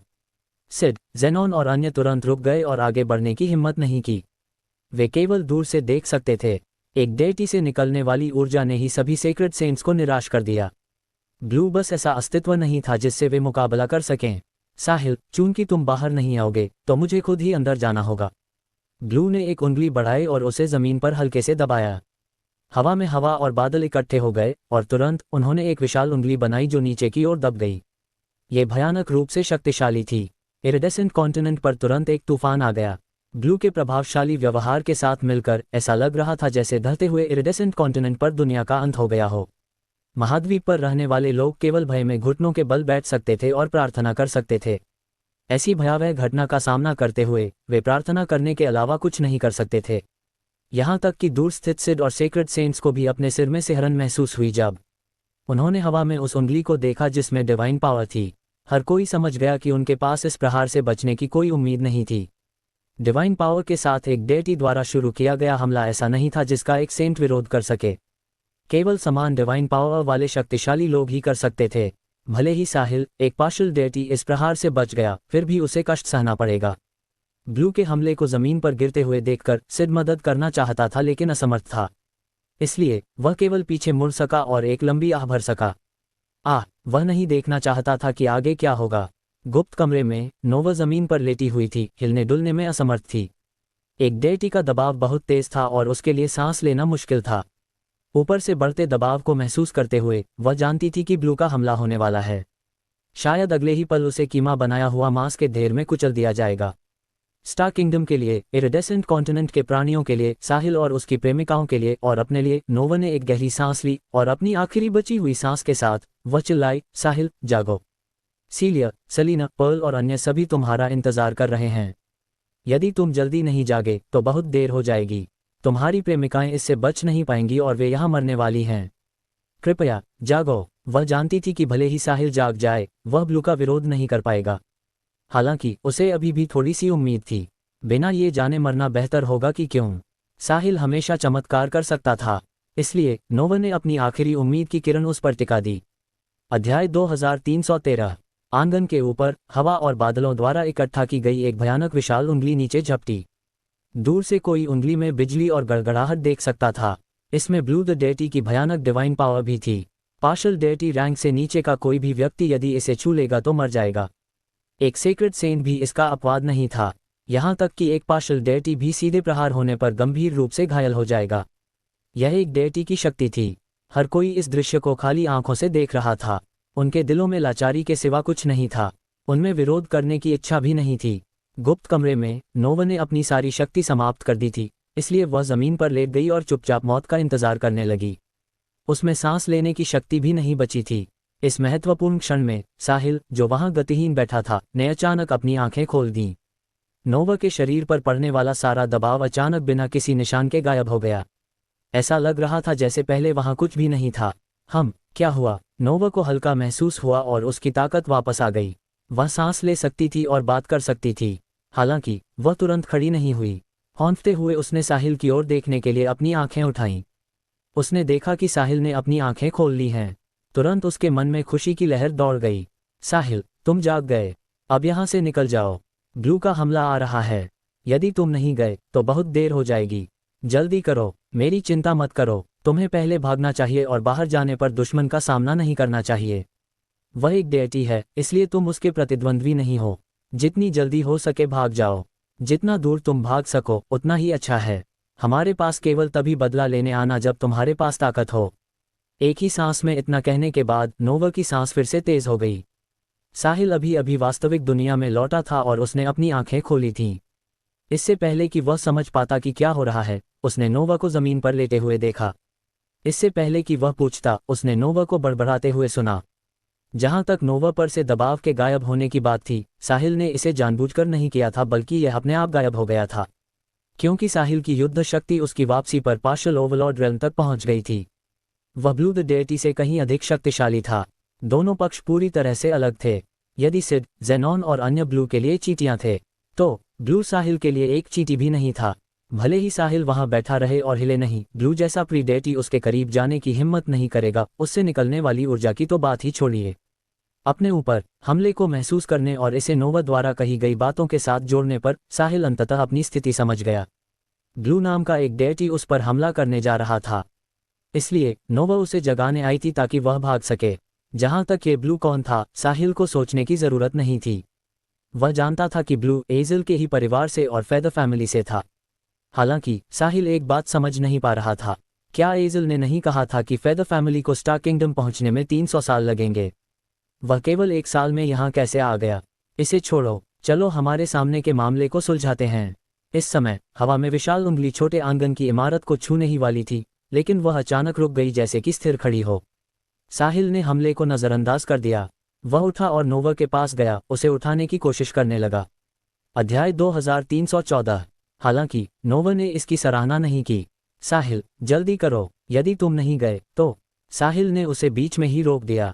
नोवा, बाकी मुझ पर छोड़ दो। वह सिर्फ एक मामूली डेटी है, वह मेरे सामने कुछ खास नहीं कर सकता। उस वाक्य ने नोवा को स्तब्ध कर दिया। एक मामूली डेटी ज्यादा कुछ नहीं कर सकता। क्या ये वही है जो एक पार्शल डेटी को कहना चाहिए? या साहिल ने सफलता हासिल कर ली और एक वास्तविक डेटी बन गया? यह कैसे संभव है? जब मैं कुछ महीने पहले साहिल से मिली थी तो वह सिर्फ एक पार्शल डेटी था। क्या ऐसा हो सकता है कि उसने कुछ ही महीनों में सफलता प्राप्त कर ली हो? नोवा का दिमाग ये समझ नहीं पा रहा था। उसकी आंखें फैल गईं और उसने अनिश्चित होकर पूछा, साहिल, क्या तुमने सफलता प्राप्त की है? हाँ नोवा, मैंने सफलता प्राप्त कर ली है, इसलिए एक डेटी मेरे लिए कोई खतरा पैदा नहीं करेगा। चिंता मत करो, मेरे यहाँ होने पर सब कुछ ठीक हो जाएगा, साहिल ने मुस्कुराहट के साथ समझाया। क्या तुमने वाकई सफलता प्राप्त की है? तुम मुझसे झूठ नहीं बोल रहे हो, है ना? नोवा को अभी भी विश्वास नहीं हो रहा था, इसलिए उसने फिर से पूछा। बेशक ये सच है, मैं तुमसे झूठ क्यों बोलूंगा? क्या तुम्हें एहसास नहीं हुआ कि ऊपर से होने वाला हमला तुम तक कभी नहीं पहुंच सकता? क्योंकि वह मुझसे डरता है, इसलिए उसने नीचे आने की हिम्मत नहीं की, साहिल ने मजाक किया। जब उसने ये कहा तो नोवा को याद आया, अभी वह स्पष्ट रूप से ब्लू के हमले को करीब आते हुए महसूस कर सकती थी। मौत का इंतजार करने के अलावा वह कुछ नहीं कर सकती थी। हालांकि इतने लंबे समय के बाद भी वह उतरने में विफल रहा। सब कुछ तब हुआ जब साहिल जागा। निश्चित रूप से इसके पीछे साहिल का ही हाथ होगा। नोवा ने आखिरकार इस समय राहत महसूस की। तुरंत उसकी आंखों में और भी आश्चर्य दिखाई दिया। ब्लू के हमले को झेलने की साहिल की क्षमता ने कम से कम ये साबित कर दिया कि उसमें ब्लू से लड़ने की ताकत है और उसे मौका मिले बिना ही कुचला नहीं जाएगा। निश्चित रूप से अंत में चमत्कार करना साहिल पर निर्भर था। नोवा, अब तुम्हें मुझ पर विश्वास है, सही? हाँ, मुझे तुम पर विश्वास है। मुझे तुम पर विश्वास है। नोवा ने बार बार सिर हिलाया। इस क्षण वह जीवन का एक नया पट्टा मिलने के एहसास पर खुशी से रोने से खुद को नहीं रोक सकी। नोवा को रोते देख साहिल ने चिंता में पूछा, क्या बात है नोवा? मैं ठीक हूँ, मैं खुश हूँ, मैं बहुत खुश हूँ। नोवा ने अपने आंसू पोंछने के लिए हाथ बढ़ाया। नोवा, डरो मत, मैं अब यहाँ हूँ, कृपया उठ जाओ। जब नोवा ने देखा कि वह अभी भी जमीन पर लेटी हुई है तो उसका चेहरा लाल हो गया और वह साहिल के सहारे खड़ी हो गई। इस समय बाहर हर कोई उतरने वाली विशाल उंगली को खाली नजरों से देख रहा था। वे सभी अपने मन में सोच रहे थे, क्या हुआ? इतने लंबे समय के बाद हमला क्यों नहीं हो रहा है? वह अभी भी वही है। क्या ब्लू साहिल को मौका दे रहा है? क्या वह चाहता है कि साहिल खुद बाहर आए? लेकिन अभी उसने कहा था कि वह इसे खुद करेगा। क्या वह अब खुद को थप्पड़ नहीं मार रहा है कि वह यहाँ रुक गया है? क्या ऐसा कोई व्यक्ति मौजूद है? सिड, जेनॉन और अन्य 5 सेक्रेड सेंट सहित किसी ने भी यह नहीं देखा कि ऐसा इसलिए नहीं था क्योंकि ब्लू का हमला नहीं उतरा। इसके बजाय इसे एक अदृश्य शक्ति द्वारा रोक दिया गया था। ब्लू एक अप्रिय भाव के साथ नीचे छोटे आंगन को घूर रहा था। उसका एक हाथ पूरी ताकत से नीचे दब रहा था लेकिन इसने काम नहीं किया और उसकी विशाल उंगली अभी भी वहां गतिहीन खड़ी थी। ब्लू अपने मन में जानता था कि उस आंगन में कुछ गड़बड़ चल रही है। हालांकि क्योंकि साहिल के पास एक सिस्टम था, ब्लू को एहसास नहीं हुआ कि कुछ गलत था। उसने अनुमान लगाया कि साहिल को अपने साहसिक कारनामों के दौरान कुछ खजाना मिला होगा। न केवल वह ब्लू की धारणा से बच सकता था बल्कि उसके पास अत्यधिक मजबूत रक्षा क्षमताएं भी हो सकती थीं। यदि ऐसा था तो ये खजाना बिल्कुल अमूल्य था। ब्लू को इसे हासिल करना ही होगा। अध्याय 2315। ये देखते हुए कि उसका हमला साहिल की रक्षा को नहीं भेद सका, ब्लू जान गया कि साहिल के हाथों में जो खजाना था वह अद्भुत था। ये निश्चित रूप से कुछ अच्छा था। उसे इसे पाने का रास्ता खोजना होगा। यह उसके लिए भी बहुत मददगार होगा। हो सकता है कि यह खजाना उसे लड़ाई में लंबी छलांग लगाने में मदद कर सके। एक लड़ाई के दौरान जब दोनों पक्षों की ताकत बराबर होती थी तो उन्हें अन्य साधनों पर निर्भर रहना पड़ता था। खजाने उनमें से एक थे। इसके अलावा एक बहुत महत्वपूर्ण हिस्सा, यदि किसी के पास आक्रामक खजाना होता तो यह उपयोगकर्ता की युद्ध प्रभावशीलता को बहुत बढ़ा सकता था। उदाहरण के लिए साहिल के हाथ में ईवल स्प्लिटिंग स्वॉर्ड दुनिया की हर चीज को काट सकती थी, इसलिए इसका उपयोग करने से वह और भी शक्तिशाली हो जाएगा। आक्रामक खजानों के अलावा रक्षात्मक खजाने भी अच्छे थे क्योंकि वे दुश्मन के हमले का विरोध कर सकते थे और महत्वपूर्ण क्षणों में जान बचा सकते थे। साहिल के पास जाहिर तौर पर एक रक्षात्मक खजाना था जो एक डेटी के हमले का सामना कर सकता था। ये दोनों खजाने अद्भुत थे। अन्य कार्यों वाले खजाने आक्रामक और रक्षात्मक खजानों से कमतर थे। ब्लू ने कभी नहीं सोचा था कि साहिल ने केवल अपनी ताकत के बल पर उसके हमले का विरोध किया था। आखिरकार यदि साहिल ऐसा कर सकता था तो उसे प्री डेटी रैंक से ऊपर का कोई होना चाहिए। यदि ऐसा होता तो स्टार किंगडम एकमात्र लेवल 7 सिविलाइजेशन कैसे हो सकती थी? यह अनुचित होगा। इसके अलावा इस हद तक मजबूर होने के बाद भी साहिल नहीं दिखा। जाहिर है ऐसा इसलिए था क्योंकि वह ब्लू से डरा हुआ था। ये पुष्टि करने के बाद कि साहिल के हाथ में खजाना बहुत कीमती था, ब्लू ने अपनी रणनीति बदल दी। वह साहिल को उसके हाथ में मौजूद खजाना सौंपने के लिए धमकाना चाहता था, ठीक उसी तरह जैसे उसने सिड को धमकाया था। इसलिए उसने नीचे चिल्लाकर कहा, साहिल, क्या तुम्हें लगता है कि यदि तुम अपने खोल में छिप जाओगे तो मैं तुम्हारा कुछ नहीं बिगाड़ पाऊंगा? तुम कितने भोले हो। मैं तुम्हें बता दूं, एक डेटी के तरीके तुम्हारी कल्पना से परे हैं। यदि तुम समझदार हो तो बाहर निकलो और तुम्हारे पास जो कुछ भी है उसे सौंप दो और अपने मुकदमे को स्वीकार करने के लिए फेदर फैमिली तक मेरे पीछे आओ। इस तरह तुम्हारे पास जीवित रहने का मौका होगा। यदि तुम जिद के साथ वापस लड़ोगे तो तुम केवल मरोगे। इतना ही नहीं, यदि तुम विरोध करना जारी रखते हो तो मैं आज पूरे स्टार किंगडम को कुचल दूंगा और इस जगह को खंडहर में बदल दूंगा। साहिल, तुम्हारी वजह से सभी जीवित प्राणी मर जाएंगे। ब्लू के शब्दों ने सभी देखने वालों को तुरंत समझा दिया। ये पता चला कि वह रुकना नहीं चाहता था। ऐसा लग रहा था कि साहिल ने किसी अज्ञात तरीके से हमले को रोक दिया था, जिससे वह चौंकाने वाली विशाल उंगली गिरने से रुक गई थी। साथ ही उन्हें ब्लू के शब्दों से सिहरन महसूस हुई। यदि साहिल वापस नहीं लड़ सका तो यह आदमी स्टार किंगडम पर हमला करेगा। वह स्टार किंगडम को नष्ट कर देगा और साहिल के कारण सभी जीवित प्राणियों को मरने देगा। यह एक खुल्लम खुल्ला धमकी थी। सिड ने ब्लू को घूरा, उसे अपने साथ नीचे ले जाने की इच्छा की। हालांकि वह जानता था कि वह बहुत कमजोर है। भले ही उसने सभी साधनों की कोशिश की, फिर भी वह ब्लू के लिए मामूली खतरा भी पैदा नहीं कर सका। इसलिए वह केवल अपने दिल में असहाय होकर आह भर सका। गुप्त कमरे में साहिल ने नोवा को उठाया और सुना कि ब्लू ने आसमान से क्या कहा। उसके होठों के कोने पर एक उपहास छा गया। वह सिर्फ एक प्री-डेटी है।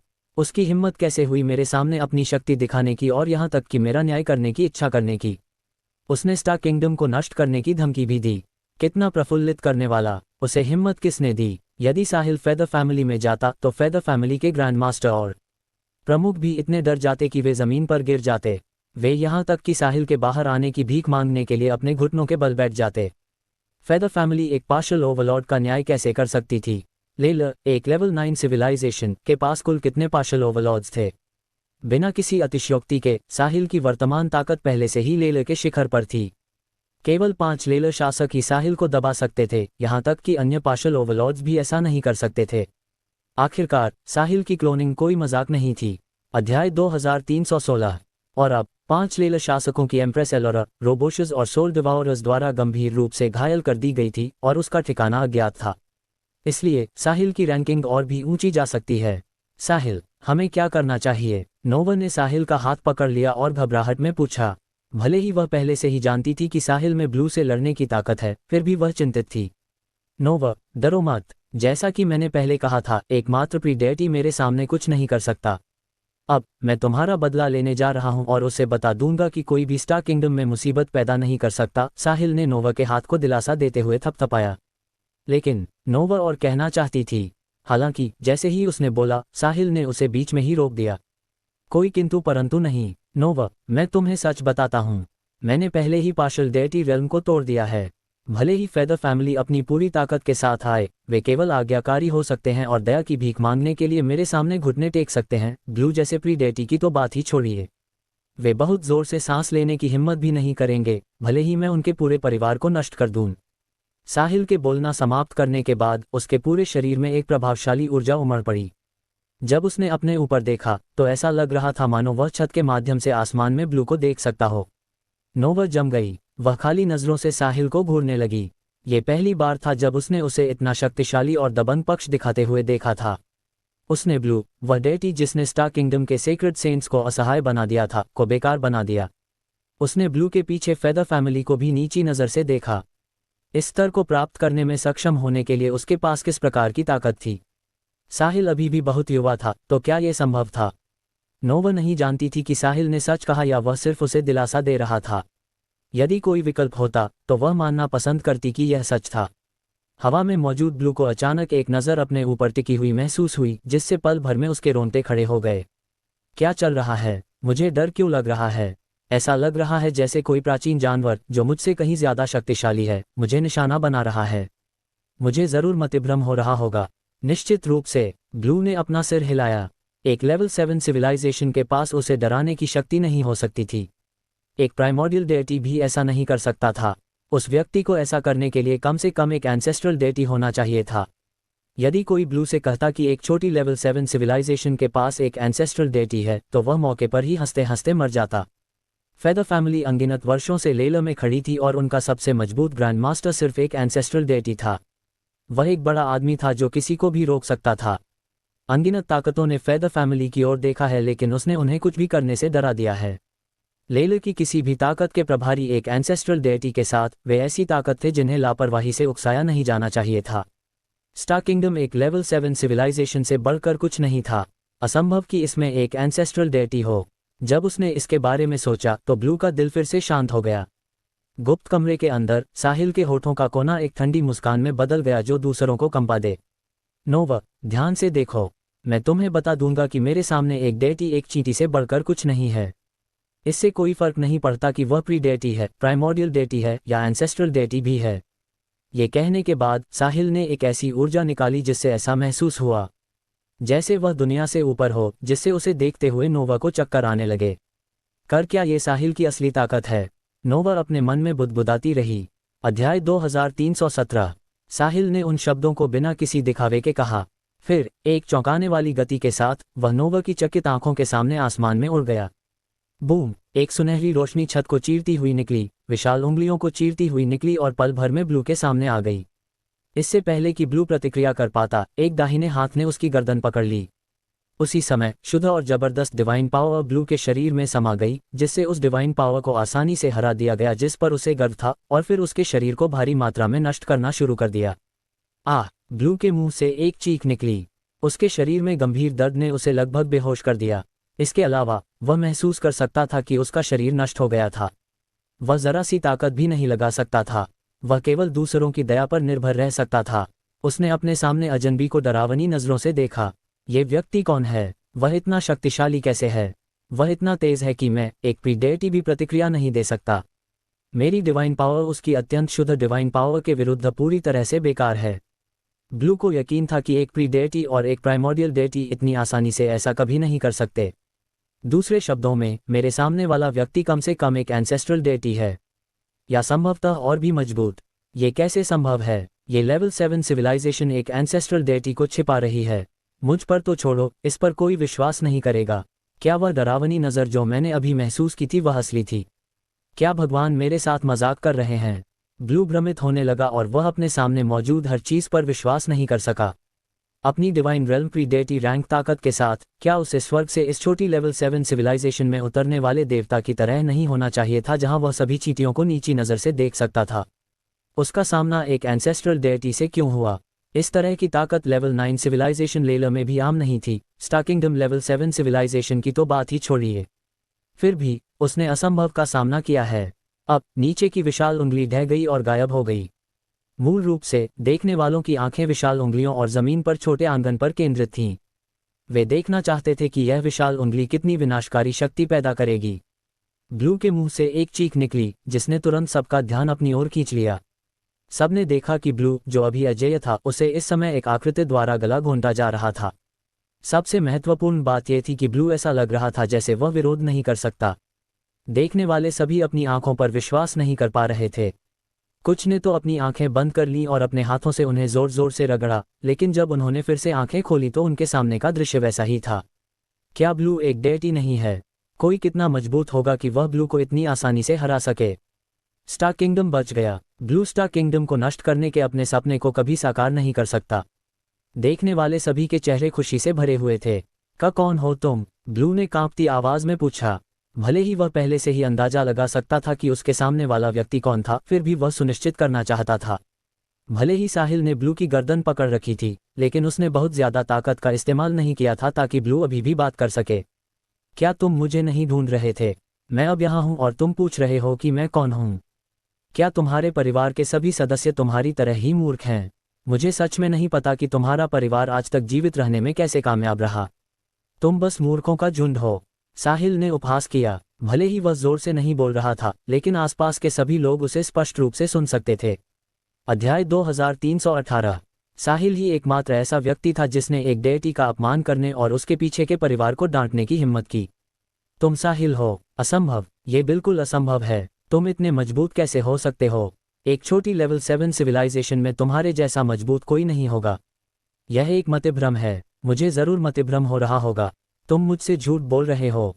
ब्लू ये स्वीकार नहीं कर सका कि वह अपाहिज हो गया था, और वह पहले से ही थोड़ा प्रलाप कर रहा था। तुम्हारा नाम ब्लू है ना? फेदर फैमिली ने तुम्हें एजल की मौत से निपटने के लिए यहाँ भेजा होगा। मैं तुम्हें अभी बता दूं कि एजल मेरे हाथों मारा गया था।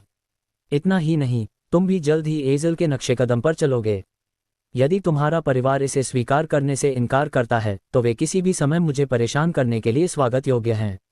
यदि तुम एक एक करके आओगे, तो मैं तुम्हें एक एक करके मार डालूंगा। यदि तुम समूहों में आओगे, तो मैं उस समूह को तब तक मारूंगा जब तक कि मैं तुम्हारे परिवार के सभी लोगों को न मार दूं। साहिल के बोलना समाप्त करने के बाद उसके शरीर में जानलेवा इरादा उमड़ पड़ा, जिससे ब्लू को अपने सिर के ऊपर तक सिहरन महसूस हुई। नहीं, मत करो, मुझे मत मारो। मैं एक डेटी हूँ। मैं फेदर फैमिली में जो चाहूँ कर सकता हूँ, इसलिए मैं यहाँ नहीं मर सकता। मैं वापस जाना चाहता हूँ। मैं अपनी जिंदगी का आनंद लेने के लिए वापस परिवार में जाना चाहता हूँ। ब्लू पागलों की तरह चिल्लाया। हालांकि साहिल ने उसके शरीर को पूरी तरह से अपाहिज कर दिया था, इसलिए वह बिल्कुल भी हिल नहीं सकता था। वह अब केवल अपना मुंह हिला सकता था। सिड, जेनॉन और सेक्रेड सेंट्स ने अविश्वास के साथ इस दृश्य को देखा। उन सभी को अभी भी याद था कि ब्लू कितना अजेय था जब उसने कुछ समय पहले वॉन को मारा था। उसने ऐसा व्यवहार किया जैसे वह कोई वास्तविक देवता हो। वह स्टार किंगडम की किसी भी चीज से परेशान नहीं था। सेक्रेड सेंट्स उसके लिए चींटियों की तरह थे और वह उन्हें आसानी से मार सकता था। अब साहिल ने एक हाथ से उसकी गर्दन पकड़ रखी थी, वह केवल दूसरे पक्ष से उसे न मारने की भीख मांग सकता था। क्या मोड़ आया है? किसने सोचा होगा कि ब्लू, जो अभी भी उत्साह से भरा हुआ था, एक सताए हुए कुत्ते की तरह दया की भीख मांग रहा होगा। साहर, जो पास ही था, डर के मारे सुन्न हो गया था। तभी उसने सिमंस कॉन्टिनेंट पर साहिल से लड़ाई लड़ी, तो वह कैसे नहीं जानता होगा कि साहिल कौन था। उस समय वे अभी भी बराबरी के थे। अब वह केवल साहिल की बराबरी करने की उम्मीद कर सकता था। वह साहिल की परछाई भी नहीं पकड़ सका। साहर इसे समझ नहीं सका। कितना समय हो गया है और साहिल इस स्तर तक कैसे पहुंच गया। सेक्रेड सेंट रैंक को पार करने के ठीक बाद एक डेटी बनना एक बात थी जहां अनगिनत लोग अटके हुए थे। अब ब्लू द डेटी भी उसके लिए चींटी जैसा था। साहिल कितना मजबूत है। क्या वह आदमी वाकई साहिल है? क्या वाकई ब्रह्मांड में ऐसा स्वर्ग को चुनौती देने वाला व्यक्ति है? या साहिल ने मुझसे लड़ते समय अपनी पूरी ताकत का इस्तेमाल नहीं किया था और सिर्फ मेरे साथ मजाक कर रहा था? किसी भी तरह से साहर जल्दी निकलना चाहता था। एक बार जब साहिल अपने होश में आ गया तो इसमें कोई संदेह नहीं था कि वह मर जाएगा। उसे ब्लू द्वारा साहिल का ध्यान आकर्षित करने का फायदा उठाना चाहिए। ये भागने का उसका सबसे अच्छा मौका था। फैसला करने के बाद साहर चुपचाप पीछे हट गया। सौभाग्य से साहिल और ब्लू ने सबका ध्यान आकर्षित किया था, इसलिए किसी ने उसे नोटिस नहीं किया। कुछ दूरी पीछे हटने के बाद साहर जल्दी से मुड़ा, इस जगह से भागने के लिए तैयार था जहां उसे मुसीबत में पड़ना तय था। यदि वह जीवित निकल सका तो साहर ने कसम खाई कि वह निश्चित रूप से एकांतवास में रहने के लिए जगह ढूंढेगा और इस जीवन में फिर कभी नहीं दिखेगा। साहिल के आसपास होने से उसे कभी वापसी करने का मौका नहीं मिलेगा। अचानक साहर के कंधे पर एक हाथ ने उसे चौंका दिया। जब वह मुड़ा तो उसने झुर्रियों से भरा चेहरा देखा। साहर, तुम कहाँ जा रहे हो? सिड ने उसे घूरते हुए डरावने स्वर में पूछा। वह इस गद्दार से नफरत करता था जिसने दुश्मन का साथ दिया था। जब साहर चुपचाप पीछे हटा तो सिड को पता चल गया कि वह क्या करने वाला है। तुम भागना चाहते हो? तुम्हें मुझसे पूछना चाहिए कि क्या मैं उससे सहमत हूँ। अध्याय 2319। लॉर्ड सिड, मैं बस स्वास्थ्य लाभ के लिए एकांतवास में वापस जाना चाहता हूँ, साहर ने कांपती आवाज में उत्तर दिया। उसे उस बूढ़े सिड द्वारा पकड़े जाने की उम्मीद नहीं थी।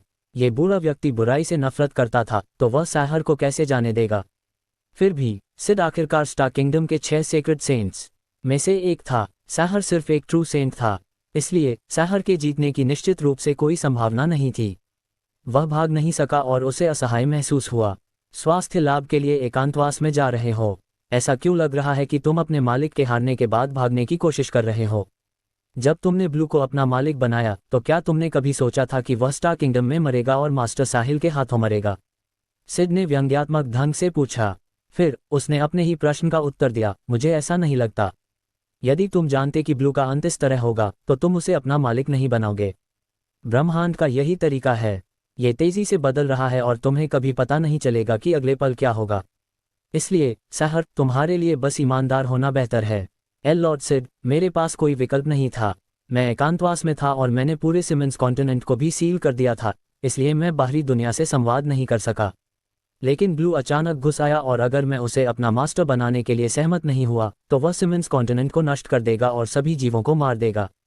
मैं क्या कर सकता हूँ? साहर ने कहा। उसके चेहरे पर आंसू और नाक बह रही थी। उसने ऐसा दिखाया जैसे वह पीड़ित हो। जीवित रहने के लिए साहर अपनी पूरी ताकत लगा रहा था। जिंदगी से बढ़कर कुछ भी जरूरी नहीं था, है ना? साहर, तुम्हें मेरे सामने ये बेकार बातें कहने की जरूरत नहीं है।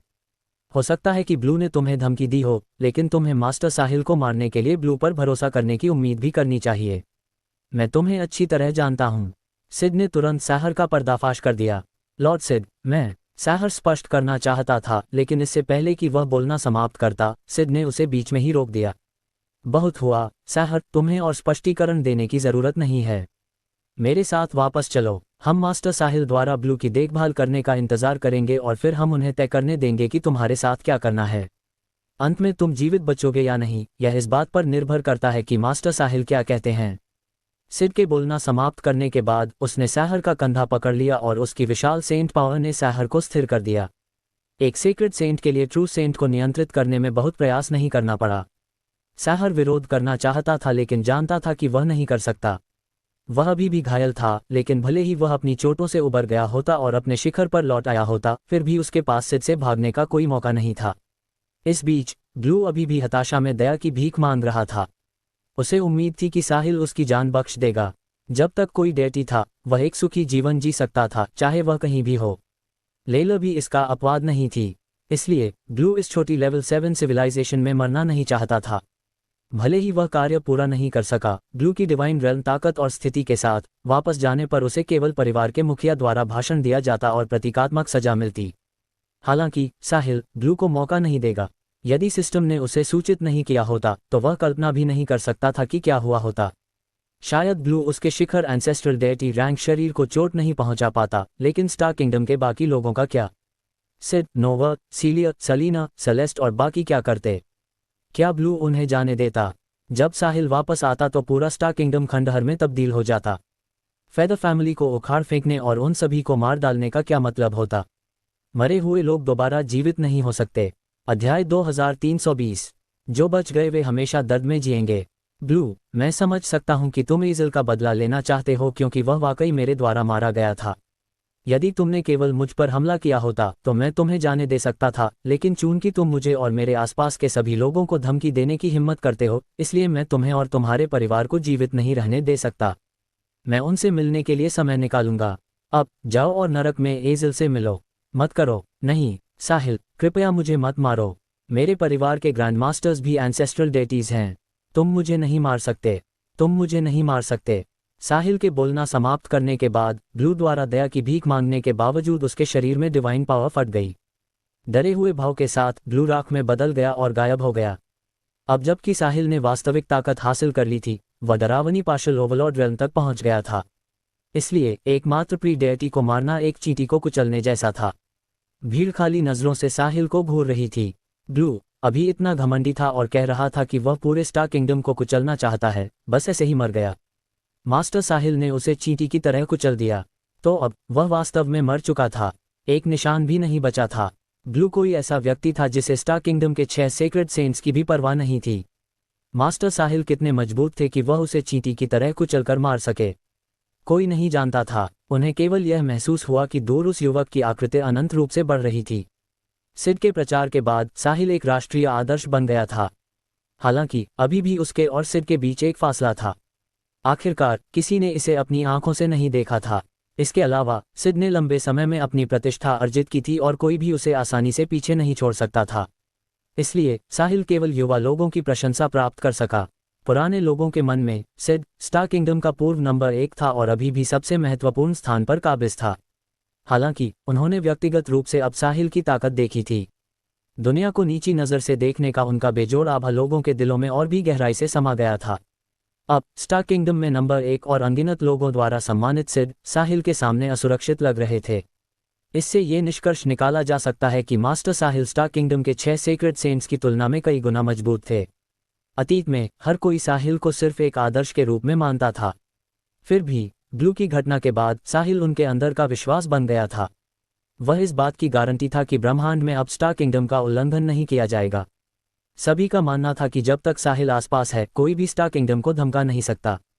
इससे कोई फर्क नहीं पड़ता कि वे लेवल 8 या लेवल 9 सिविलाइजेशन थे। अनगिनत वर्षों में सिड की संचित प्रतिष्ठा को साहिल ने पीछे छोड़ दिया और अब वह बहुत पीछे थी। बेशक वास्तव में सिड को यही उम्मीद थी। सिड व्यापक दिमाग वाला था और उसे इन झूठी प्रशंसाओं की परवाह नहीं थी। उसके लिए यह अधिक महत्वपूर्ण था कि स्टार किंगडम सुरक्षित रूप से विकसित हो और स्थिरता प्राप्त करे। जमीन पर नोवर अब और नहीं सोच पा रही थी। उसने वह सब देखा जो हुआ। ये पता चला कि साहिल ने जो कहा वह सच था। वह उसे दिलासा देने की कोशिश नहीं कर रहा था, बल्कि वास्तव में उसमें वह ताकत थी। क्या ब्लू, क्या डेटी, वे उसके सामने चींटियों के अलावा कुछ नहीं थे। चूंकि वह आसानी से ब्लू की देखभाल कर सकता था, इसका मतलब ये होगा कि फेदर फैमिली शायद उसके लिए कुछ भी नहीं थी। यहाँ तक कि जब ब्लू की मृत्यु हुई तब भी उसने साहिल को धमकाने के लिए अपने परिवार की शक्तिशाली पृष्ठभूमि का उपयोग नहीं किया। हो सकता है कि ऐसा इसलिए था क्योंकि उसे एहसास हुआ कि साहिल की ताकत के साथ वह फेदर फैमिली से बिल्कुल नहीं डरेगा। दोस्तों, अगर आपको यह वीडियो पसंद आई है तो वीडियो को लाइक करें और नेक्स्ट पार्ट के लिए कमेंट कर देना और नोवेल एडिट चैनल को सब्सक्राइब कर लेना। Thank you.